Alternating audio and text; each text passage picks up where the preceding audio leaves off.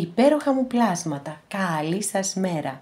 Είμαι η Εύα και σας καλωσορίζω όλους στο κανάλι μου Love Healing Tarot. Και σας ευχαριστώ πάρα πολύ που είστε κοντά μου, με παρακολουθείτε και με στηρίζετε ο καθένας σας με το δικό του τρόπο. Να είστε πάντα καλά. Και να θυμάστε πως τα ανοίγματα που κάνουμε εδώ είναι γενικά ανοίγματα, γιατί σήμερα είναι Τρίτη και κάνουμε το πώς νιώθει για σένα σήμερα. Και εδώ θέλω να βάλετε το ένστικτό σας, έτσι, πολύ σε συναγερμό, ούτως ώστε να μπορέσετε να διαπιστώσετε αν όντως η κάρτα που θα επιλέξετε θα αντιστοιχίζεται στα συναισθήματα του ανθρώπου για τον οποίο έχετε ρωτήσει. Πάμε να επιλέξετε λευκό χαλαζία, πράσινο φθορίτη, αμέθιστο. Και εγώ θα σου πω πώς νιώθει για σένα σήμερα.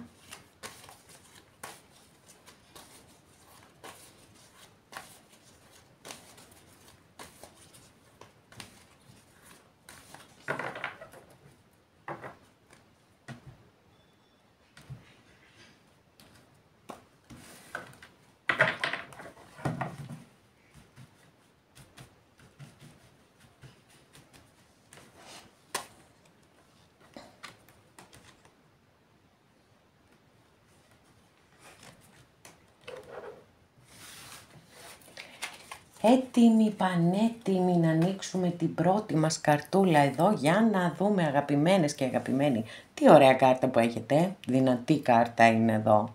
Λοιπόν, έχουμε το βασιλιά μπαστούνι. Φυσικά εννοείται ότι θα σας τον περιγράψω για να δείτε κατά πόσο ταιριάζει στον άνθρωπο που έχετε βάλει στο μυαλό σας.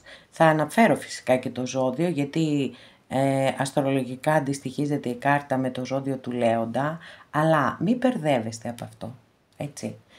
Τα ταρό είναι κάτι εντελώς ξεχωριστό από την αστρολογία, οπότε μπορεί να μην έχει καμία σχέση το ζώδιο του ανθρώπου, αλλά να ταιριάζουν τα χαρακτηριστικά του.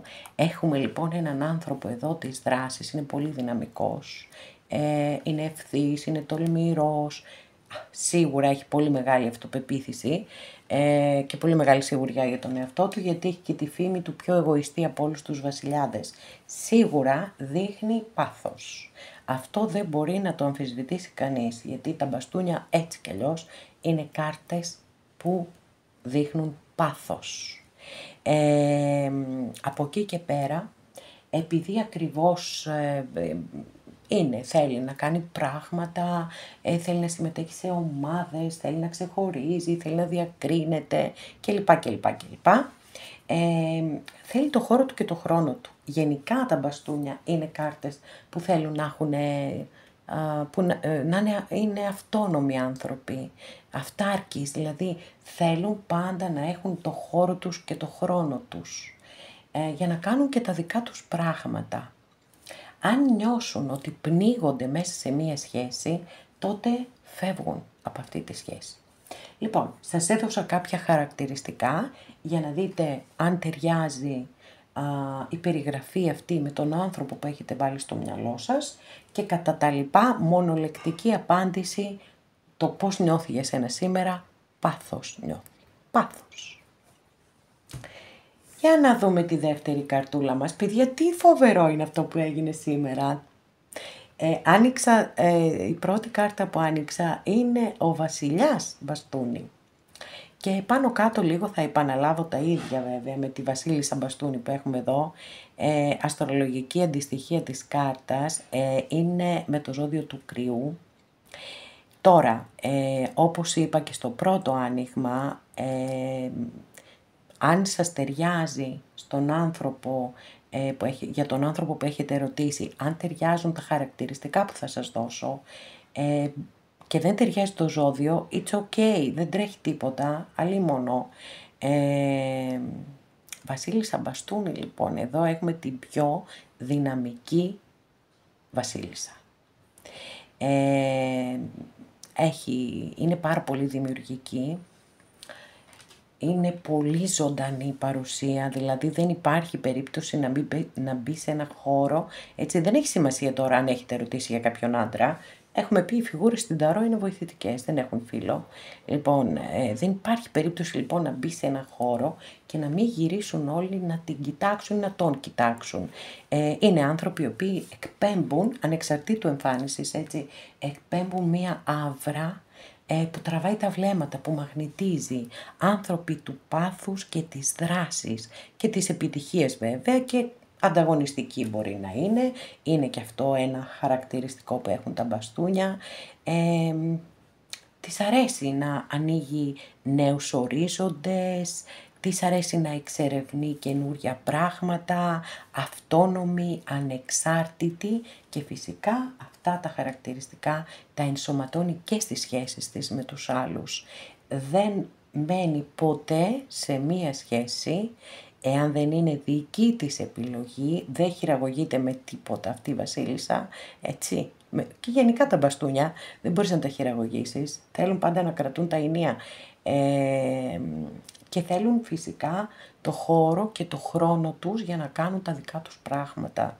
Έτσι, όταν λέμε ένας άνθρωπος ότι θέλει να έχει αυτάρκεια και αυτονομία, σαφέστατα θέλει το χρόνο του και το χώρο του, δεν μπορεί να νιώθει πως πνίγεται και πως καταπιέζεται σε μία σχέση. Τότε θα φύγει. Μονολεκτικά και για εσάς λοιπόν, πέραν των χαρακτηριστικών που σας έδωσα για να δείτε αν σας ταιριάζει αυτό το άνοιγμα που έχετε επιλέξει, αν ταιριάζει στον άνθρωπο που έχετε βάλει στο μυαλό σας, μονολεκτικά πώς νιώθει για σένα σήμερα, πάθος. Δεύτερη φορά σήμερα, για να δούμε τι θα δούμε και στην τρίτη μας καρτούλα. Αγαπημένες και αγαπημένοι που επιλέξατε την τρίτη καρτούλα, τι ωραία που έχετε εδώ, μ' αρέσει. Βέβαια, θα πρέπει να σας δώσω δύο σχεδόν εκ διαμέτρου αντίθετες ερμηνείες. Και είμαι σίγουρη βέβαια ότι όποια σας ταιριάζει θα το καταλάβετε αμέσως. Η μία λοιπόν, από πού να ξεκινήσω, από τα θετικά ή από τα αρνητικά? Ας ξεκινήσω από τα αρνητικά. Η κάρτα λοιπόν αυτή μπορεί να δηλώνει ότι ο άνθρωπος για τον οποίο έχετε ρωτήσει στην πρώτη δυσκολία απομακρύνεται. Δεν είναι έτσι να καθίσει, να παλέψει, να αγωνιστεί, να πει όχι, εγώ θα το παλέψω τη σχέση αυτή, θα υπερπηδήσουμε τα εμπόδια και θα είμαστε καλά μαζί.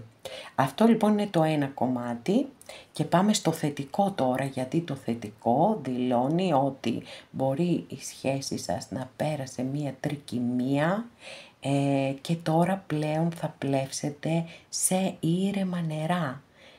Είναι πιάνω το λιμανάκι μου, έρχεται η ισορροπία, αποκαθίσταται οι επικοινωνίες, όλα γίνονται πολύ πολύ πιο όμορφα, πολύ πιο ήρεμα. Έχει πάρα πολύ ωραίες ενέργειες και ποιότητες αυτή η κάρτα και πραγματικά εύχομαι έτσι να ισχύει αυτή η δεύτερη, η θετική ερμηνεία του ότι αν είχατε οποιαδήποτε προστριβή, όλα να αποκατασταθούν με τον καλύτερο τρόπο και να είστε και πάλι μαζί. Αγαπημένες και αγαπημένοι, εδώ ολοκληρώσαμε και αυτό μας το άνοιγμα. Σας ευχαριστώ πάρα πολύ που είστε κοντά μου και με παρακολουθείτε. Μέχρι την επόμενη φορά να είστε όλοι καλά. Σας φιλώ γλυκά.